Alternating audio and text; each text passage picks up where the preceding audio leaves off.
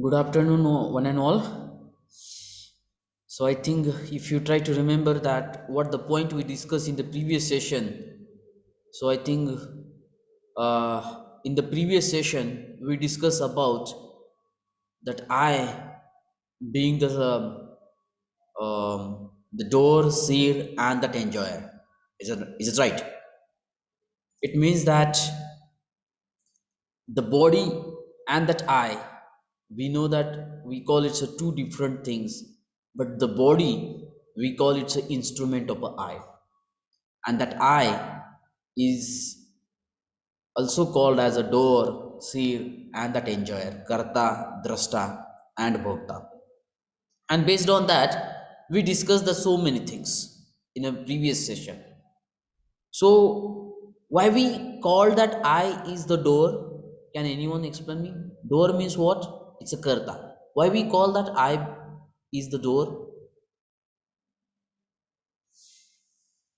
Yes. त्याला आपण door का म्हणलंय, करता का म्हणलंय आपण? Why? What is the E- reason? Every action is taken by permission of I, Yes. somebody. Yes. Yes. Very good. It means that every action is initiated by I. म्हणजे प्रत्येक decision घेण्याचं जो काही काम आहे तो कोणाचं आहे, ते बॉडीचं नसून ते आयचं आहे. That's why we call I is the doer. Why we call it's a Seer?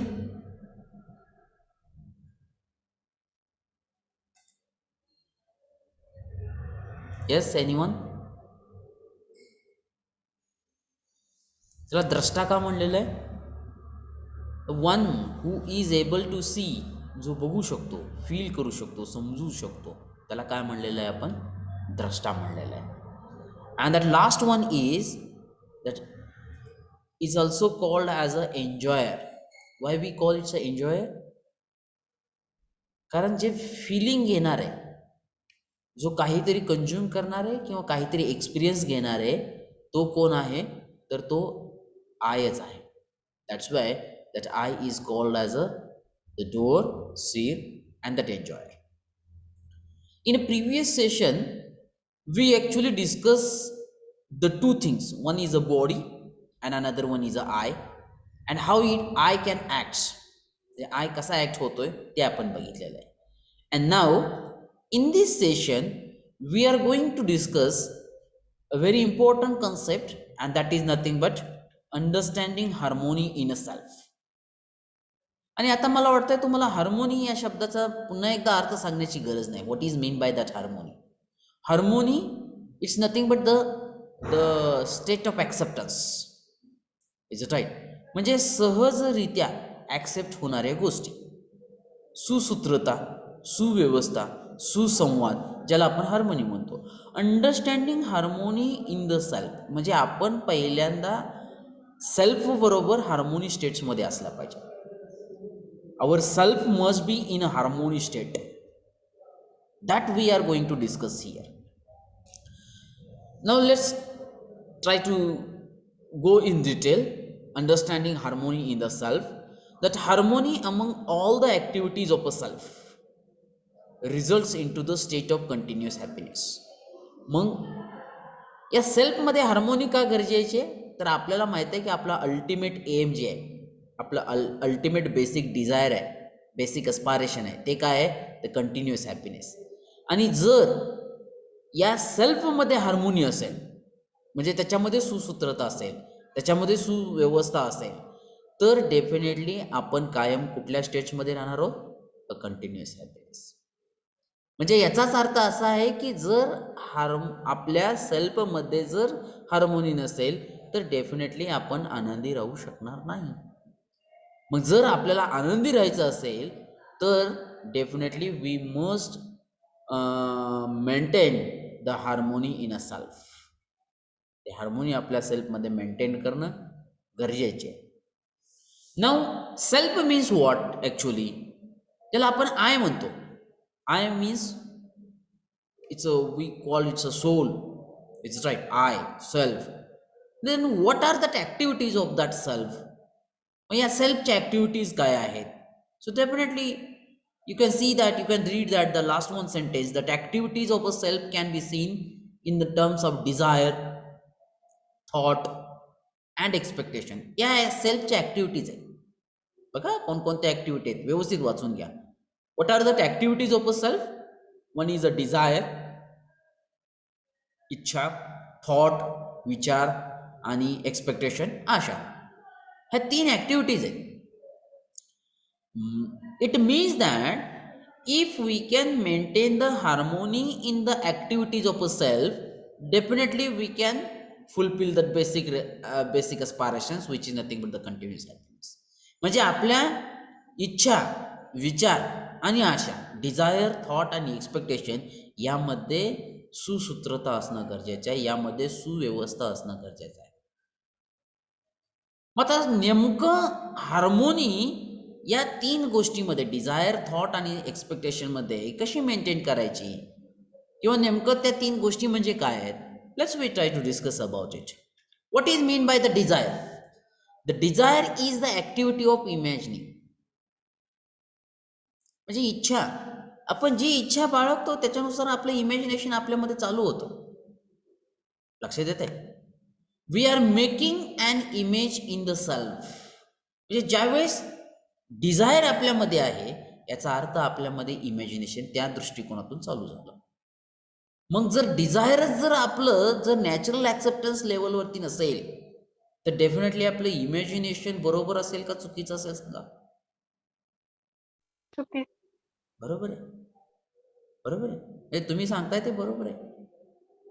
That's why we say that आपण जे इमॅजिनेशन करणार, इमॅजिनेशन म्हणजे काय? आपली कल्पनाशीलता, कल्पनाशक्ती ज्याला म्हणतो आपण. The desire is one of the activity of a self, ज्याला आपण इच्छा म्हणतोय. मग जर आपल्या इच्छा ज्या आहेत ह्या पहिल्यांदा आपल्याला चेक करणं गरजेचं आहे की is it naturally acceptable or not. बरोबर आहे? किंवा एखादी चुकीची डिझायर घेऊन जर आपण त्या दृष्टिकोनातून पुढं चाललो, तर definitely we always fail in that point. It means that the desire is the activity of imagining. We are making an image in the self.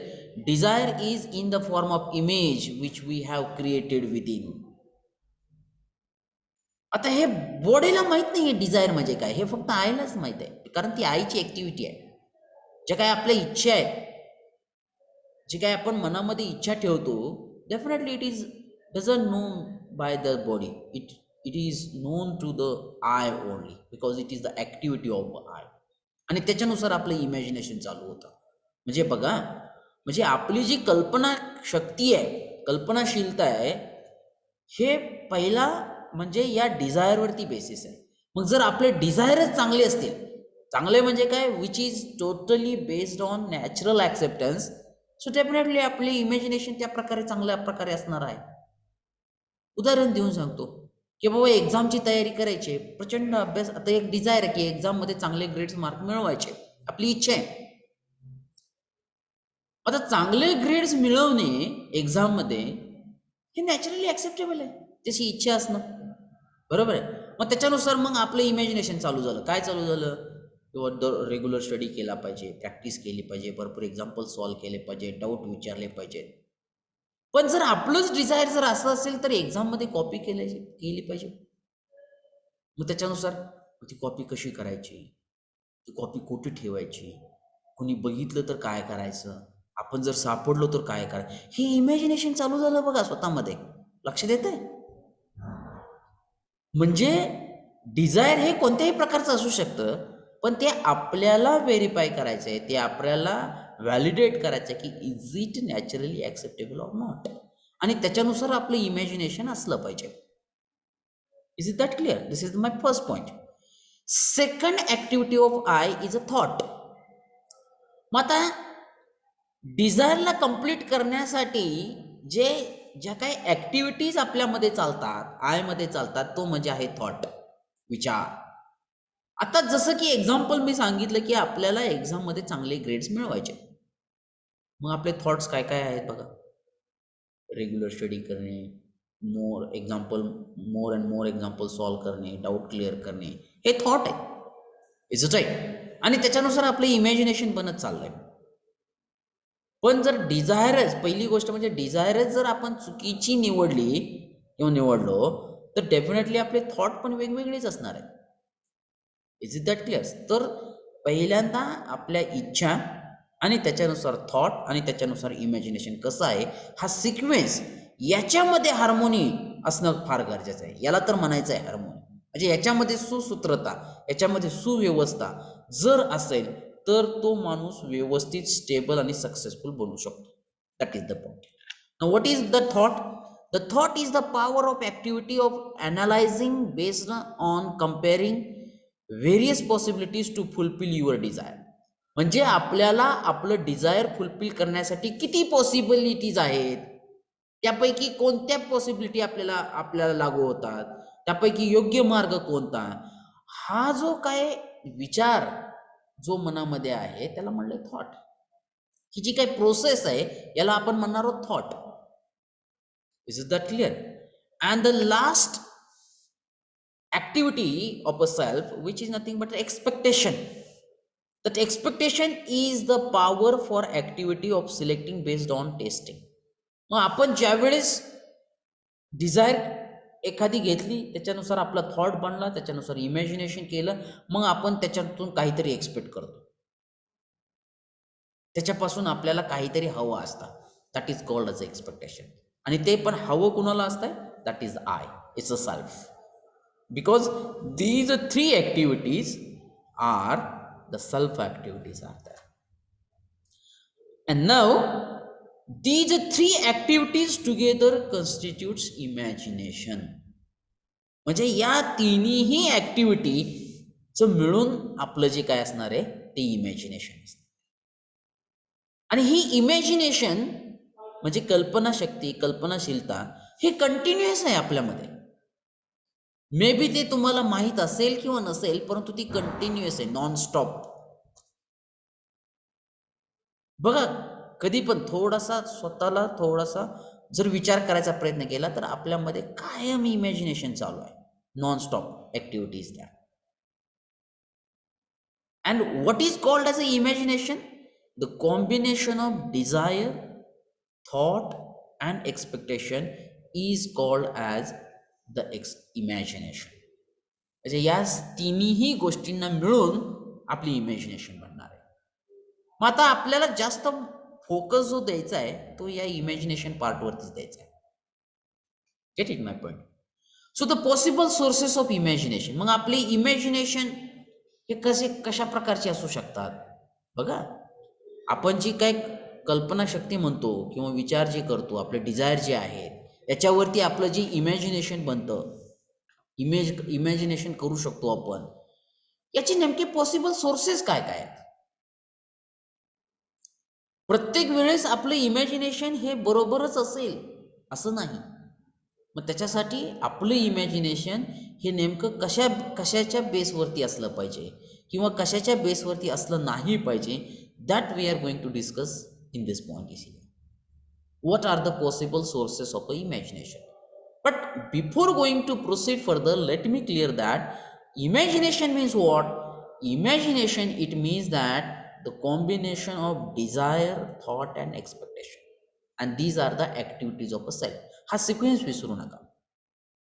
सेल्फच्या 3 activity, Dzire, thought, expectation, आणि या तिन्हीचं मिळून जे बनणार आहे ते काय बनणार आहे? आपलं इमॅजिनेशन बनणार आहे. Is it that clear? So the first possible sources of imagination is a preconditioning. मान्यता, ज्याला काय म्हणतो आपण? मान्यता. म्हणजे भरपूर वेळेस और बेटर वे आपला प्रॉब्लेम इथंच आहे की 90% आपलं इमॅजिनेशन हे प्री कंडिशन बेस्ड आहे, मान्यतेच्या बेसवरती आहे. Pre conditioning means without knowing the things we are assuming the things. म्हणजे समजून न घेता आपण अज्युम केलेली गोष्ट म्हणजे मान्यता, मानून चाललो. And based on that pre conditioning our imagination is that. आता ते कसं एक्झाम्पल सांगतो बघ. कुणीतरी घरामध्ये तुम्हाला, तुमचे जे काही थोर व्यक्ती आहेत त्यांनी सांगितलं की बाबा इंजिनिअरिंग मॅथमॅटिक्स हा अवघड विषय आहे आणि ते तुम्ही मान्य केला, किंवा इंग्लिश विषय हा अवघड विषय आहे ते तुम्ही मान्य केला, कारण आपण त्याची त्याची व्हॅलिडिटी चेक केली का, म्हणजे त्याची तो एक्सपिरियन्स घेतलाय का, तो खरंच अवघड आहे का सोपा आहे, ते ते रीड करायचा प्रयत्न केलाय का, ते समजून घ्यायचा प्रयत्न केलाय का, नाही, ते आपण मानलं. That is called as a pre conditioning, मान्यतेच्या बेसवरती. दुसरं उदाहरण घ्या, मी भरपूर वेळ तुम्हाला हेच उदाहरण सांगत असतो की आपल्या घरामध्ये म्हणतात की मांजर आडवी गेली अपशकून झाला, मान्यता. काय प्रूफ आहे त्याला? प्रूफ नाही आहे. किंवा एखादी चांगली गोष्ट करायची, आमोशा आहे करू नको, आमोशाची चांगली गोष्ट स्टार्ट करू नकोस, मान्यता. मानून चाललोय आपण हे सगळं, लक्षात येते का? आणि मी काय सांगितलंय की 90% आपलं इमॅजिनेशन हे प्री कंडिशन बेस्डच आहे. कारण हे सगळं आपण मांडलं गेलेलं आहे, जे काय बघितलं, जे काय ऐकलं, ते सगळं मानत गेलेलो आहे, त्याच्या बेसपर्यंत जाण्याचा प्रयत्न केला नाही. That is our point. आता कुणीतरी, मला वाटतं तुम्ही फर्स्ट इयरमध्ये आहे, थर्ड इयरमध्ये गेलं तर कुणीतरी सांगेल की बाबा प्लेसमेंट होणं फार अवघड आहे, मांडलं, लगेचच मानून बसतो आपण. त्याची त्याची बेस चेक करत नाही, त्याच्यासाठी फंडामेंटल गोष्टी आपण चेक करत नाही, ते समजून घ्यायचा प्रयत्न करत नाही, लगेचच आपली इमॅजिनेशन चालू होतं. प्लेसमेंट होणं अवघड आहे, मग काय केलं पाहिजे, त्याच्यासाठी काय गरजेचं आहे, हे आपण त्याच्या फंडामेंटलच्या काय गोष्टी आहेत ते चेक करत नाही, लगेचच मानून बसतो खरंच अवघडच आहे. मग काही काही तर विद्यार्थी असे असतात, हो बरोबर आहे, तू म्हणतोय ते बरोबर आहे, प्लेसमेंट अवघड आहे, त्याच्या नादीच लागायला नको. मांडलेली गोष्ट. किंवा आपल्या रिलेशनशिपमध्ये सुद्धा आपले पॅरेंट्स सुद्धा कितीतरी वेळेस आपल्याला सांगतात की बाबा हे रिलेटिव्ह आपले चांगले नाहीत, मांडली गोष्ट, फिनिश. किंवा आपल्या मित्रामध्ये सांगतात की आपले जे जवळचे असतात की हा मित्र चांगला नाही, गोष्ट मांडली, finish. That is called as a pre conditioning. Pre conditioning याचा सहज अर्थ जर सांगायचा झाला तर तो असा आहे की without knowing the things assuming the things is called as a pre conditioning. मग त्याचे काही एक्झाम्पल्स लक्षात ठेवू शकता तुम्ही, काहीच प्रॉब्लेम नाही. So please try to read it. The dominating source of a imagination, believes, notion we have assumed without knowing. आणि याचा डॉमिनन्स फार जास्त आहे आपल्यावरती, म्हणून तर म्हणलं की 90% आपलं इमॅजिनेशन हे प्री कंडिशन बेस्ड आहे. That's why it is called as a dominating source of imagination. Most of the times this sentence may ask for MCQ type of a question. What is the dominating source of imagination? What is your answer? May I audible? Precondition. Yes. It's a preconditioning is a dominating source of imagination. का? तर 90% आपलं imagination हे pre condition based आहे. Beliefs, विश्वास, notion we have assumed without knowing. जसं की मांजर अडवी जाणं हे अपशकून मानतो, हे प्रिवेलिंग नोशन्स आहे, हे मांडलं गेलेलं आहे, लक्षात येते. That is the point here. Then second point is, second possible source is a source of imagination is a sensation. बघा, as we know that we have the 5 sense organs, बरोबर आहे, आपल्याकडे 5 सेन्स ऑर्गन्स आहेत आणि याच्या बेसिसवरती सुद्धा आपलं imagination असतं. फक्त प्रॉब्लेम असा आहे की सेन्सेशन बेस्ड जर इमॅजिनेशन असेल तर ते मे बी किंवा मे नॉट बी फेल ठरू शकतं, ते डिपेंड्स आहे. आता नेमकं जर बघायचं झालं तर मला सांगा की आपण आता 2 गोष्टी, वेगवेगळ्या गोष्टी शिकलो, एक आय आणि बॉडी, बरोबर आहे. मग आपल्या हे जे काही 5 सेन्स ऑर्गन्स आहेत ते कोणते? Taste, smell, eyes, ear, skin, is right. हे 5 sense organ are the part of a body, बरोबर आहे, हे बॉडीचे पार्ट आहेत. Actually who is going to drive this 5 sense organ? I. It's I. म्हणजे आय ऍक्च्युली त्यांना ड्राईव्ह करतोय. बरोबर आहे. म्हणजे हे जे काही 5 सेन्स ऑर्गन्स आहेत, हे ॲक्च्युअली आयला इन्फॉर्मेशन प्रोव्हाइड करण्यासाठीच आहेत. एवढा एकमेव उपयोगच आहे फक्त त्याचा. बघा मी काय म्हणतोय ते व्यवस्थित लक्षात घ्या. These 5 sense organs are only providing the information of eye. हे आपल्याला माहीत असणं फार गरजेचं आहे. परंतु आपण ते विसरून गेलो. आपण ते विसरून गेलेलो आहे. आणि दुसरी गोष्ट, हे आयला पण लक्षात येणं गरजेचं आहे की या 5 सेन्सचा वापर कशा प्रकारे करायचा.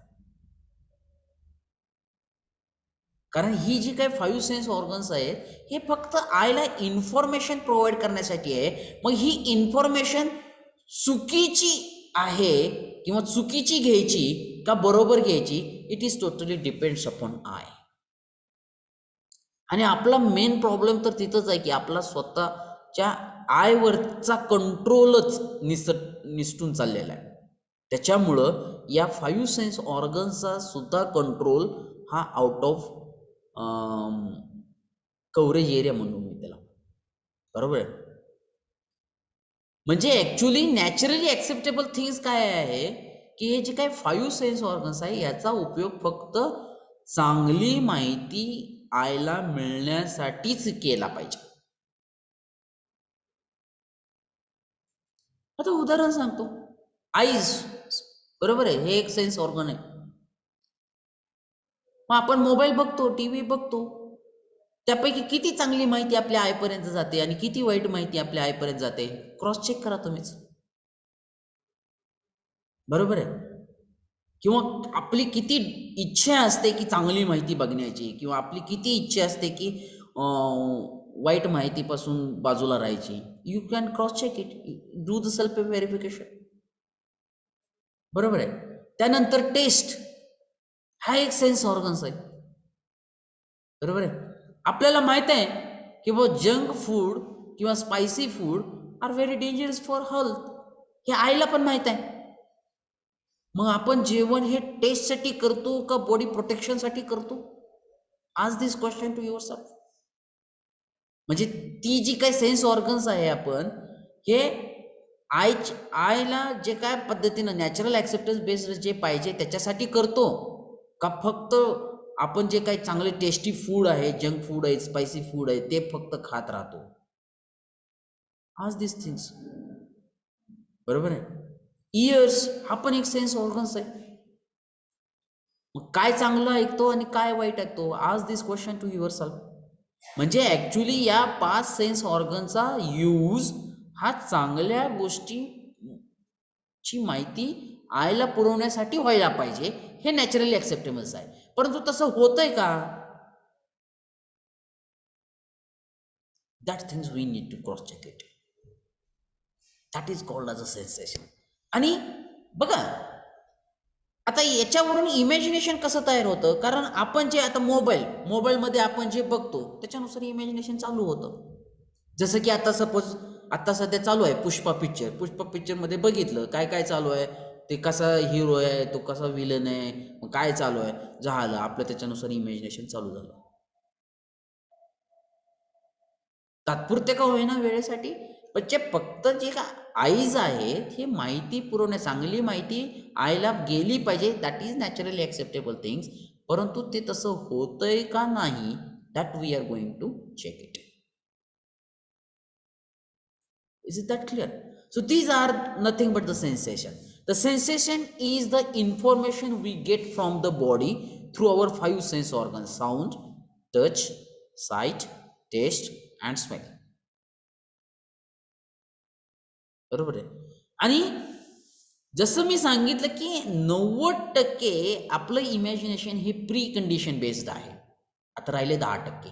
त्या 10%मध्ये 7% आपलं इमॅजिनेशन हे सेन्सेशन बेस्ड आहे.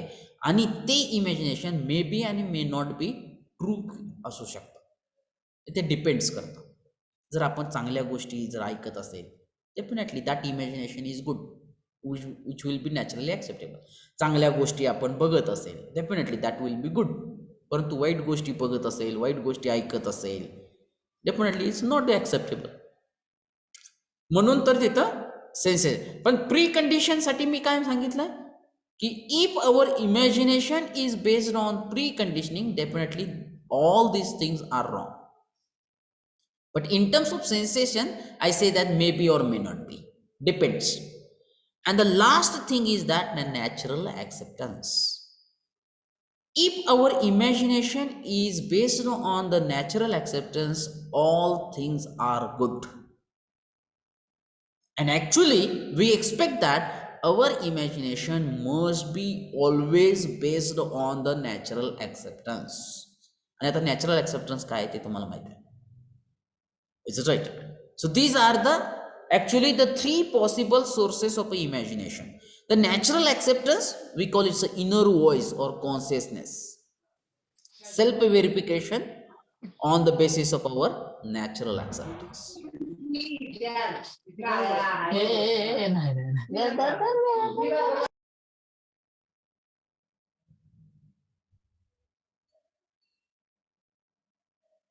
Okay, so all of you please try to remember that these are the three possible sources of imagination. What are these? Number one is a precondition, number two is a sensation, number three is a natural acceptance. मी पुन्हा एकदा repeat करतो बघा. Self, the three activities of a self. Can anyone repeat me? What are the three activities of self? Yes, please. One is a desire, That thought expectation. thought, expectation, and the combination of these things we call it a Imagine. imagination. Correct. And there are total three possible sources of imagination. One is a precondition, second one is a sensation, and third one is a natural acceptance. And out of these three, which source is actually acceptable for a human being? Tell me the answer. Out of these three sources, which source is actually acceptable for a good human being? Natural acceptance. Absolutely correct.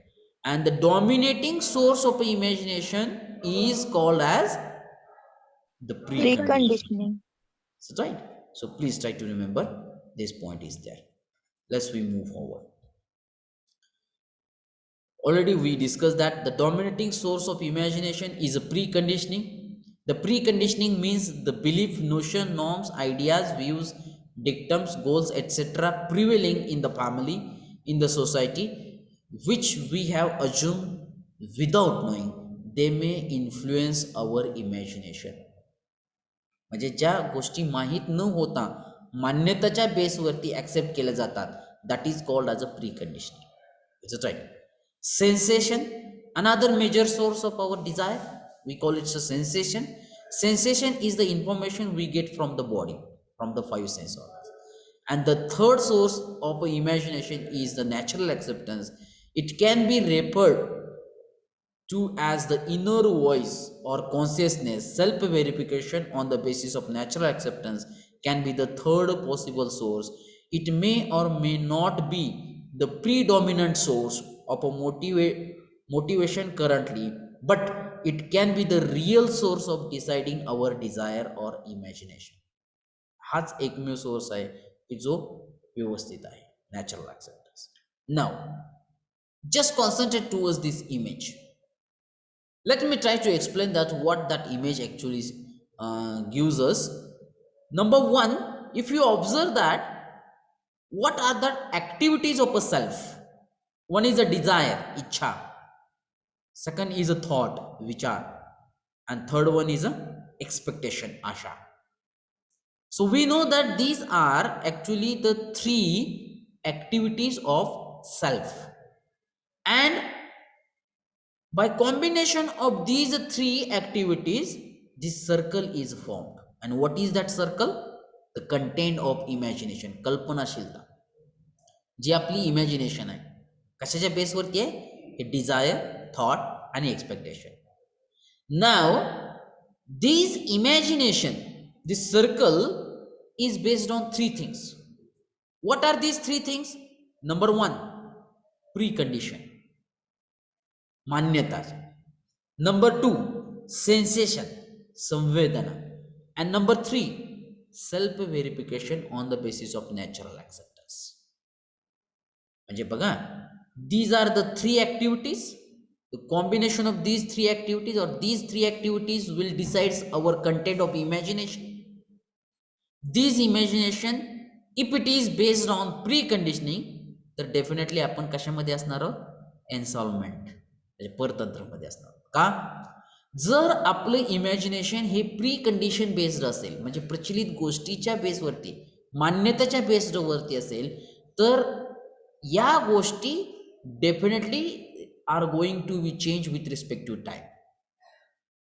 म्हणजे दुसऱ्याच्या सांगण्यावरून जर आपलं imagination जर असेल, तर definitely आपलं imagination हे कायम व्हॅरी होत राहणार आहे. It is based on time to time. म्हणजे ते इमॅजिनेशन हे आपण स्वतःला स्वतंत्र ठेवणार नाही, ते कायम परतंत्र ठेवणार. कारण दुसरे सांगणार आहेत, दुसरे आपल्या इमॅजिनेशनला ड्राईव्ह करणार आहेत, ऑपरेट करणार आहेत. That's why we never be in a self organise. स्वतंत्रतामध्ये आपण कधीच नसणार. आपण कशामध्ये असणार? परतंत्रमध्ये असणार. आणि जसं की मी सांगितलं की जर आपलं इमॅजिनेशन हे प्री कंडिशन बेस्ड असेल, त्याच प्रकारे आपलं बिहेवियर आणि वर्क असणार आहे. म्हणजे काय की जसं आपल्याला आपल्या फॅमिलीमध्ये सांगितलं गेलं की मांजर आडवी जाणी हे अपशकुन आहे. आणि काही गोष्टीसाठी आपण सपोज एखादी गोष्ट करण्यासाठी घराच्या बाहेर पडलो, मांजर आडवी गेली की झालं, आपल्याला लक्षात आलं की आता काहीतरी मांजर आडवी गेली म्हणजे अपशकुन आहे. त्याच प्रकारे आपलं इमॅजिनेशन चालू होणार आणि आपलं बिहेवियर पण चालू होणार. म्हणजे मग आपण ती गोष्ट कॅन्सल करणार, ती गोष्ट पोस्टपोन करणार. अशा प्रकारे आपलं बिहेवियर चालू झालं, अशा प्रकारे आपलं वर्क चालू झालं.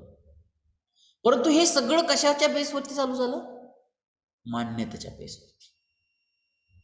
दुसरं उदाहरण सांगायचं झालं की सपोज कोणीतरी तुम्हाला सांगितलं की इंजिनिअरिंग मॅथमॅटिक्स किंवा इंग्लिश विषय हा फार अवघड आहे, ते तुम्ही मान्य केलं, त्याच्यानुसार तुमचं इमॅजिनेशन चालू झालं आणि त्याच्यानुसार तुमचं बिहेवियर आणि वर्क चालू झालं. मग ज्यावेळेस इंजिनिअरिंग विषय, मॅथमॅटिक्स विषय हा अवघड आहे हे तुम्ही मान्य केलेलं आहे दुसऱ्याच्या सांगण्यावरून, त्यावेळेस त्या शिक्षकांनी किंवा तुमच्या दुसऱ्या कुठल्या व्यक्तीने कितीही सोप्या पद्धतीने तुम्हाला तो सांगण्याचा प्रयत्न, समजून सांगण्याचा प्रयत्न केला, तुमच्या ते लक्षात येणार नाही. कारण तुमचं स्वतःचं मत काय असणार? हा विषय अवघड आहे. मग त्याच्यानुसार तुमचं बिहेवियर चालू जाणार. त्याला थोडंसं तुम्ही बाजूला ठेवणार, त्याच्यामध्ये तुम्हाला इंटरेस्ट येणार नाही, त्याचा अभ्यास करायला नकोसं वाटेल, आळस आहे. अशा प्रकारे तुमचं वर्क आणि बिहेवियर चालू झालं. लक्षात आहे? म्हणजे ह्या सर्व गोष्टी ह्या मान्यतेच्या बेसवरती चालू झाल्या. त्याच ठिकाणी जर एखाद्या व्यक्तीनं तुम्हाला सांगितलं असतं की बाबा इंजिनिअरिंग मॅथमॅटिक्स विषय हा सोपा आहे, तरी देखील तुम्ही त्याच्यावरती विश्वास न ठेवता तुम्ही स्वतः त्याचा अभ्यास केलाय आणि मग तुम्ही स्वतःचं मत तयार केलं, त्या प्रकारे असणारं जे काय बिहेवियर आणि वर्क असणार आहे ते नॅचरल ॲक्सेप्टन्स बेस्ड असणार आहे. ते तुमच्या प्री कंडिशन बेस्ड, मान्यतेच्या बेसवरती नसणार आहे. म्हणजे आपला मेजर सोर्स जो आहे इमॅजिनेशनचा तो प्री कंडिशनिंग आहे, पण तो नसला पाहिजे ऍक्च्युली. दिस इज फॅक्ट, परंतु तो आहे. That is the point. Second major possible source of imagination is a sensation, संवेदना. मग याच्यामध्ये मे बी और मे नॉट बी, मी तुम्हाला सांगितलं की तुम्ही त्याच्यामध्ये परतंत्रमध्ये राहणार. जर तुम्ही चांगल्या गोष्टी बघितल्या which is naturally acceptable, definitely it is acceptable. मग तुम्ही स्वतंत्र राहू शकता, कारण ते तुमच्या मनानं ठरवलं किंवा चांगल्याच गोष्टी बघा. चांगल्या गोष्टी सोडून इतर गोष्टी तुम्ही बघत राहिल्या, डेफिनेटली तुमची इमॅजिनेशन पण त्याच प्रकारे चालू होणार.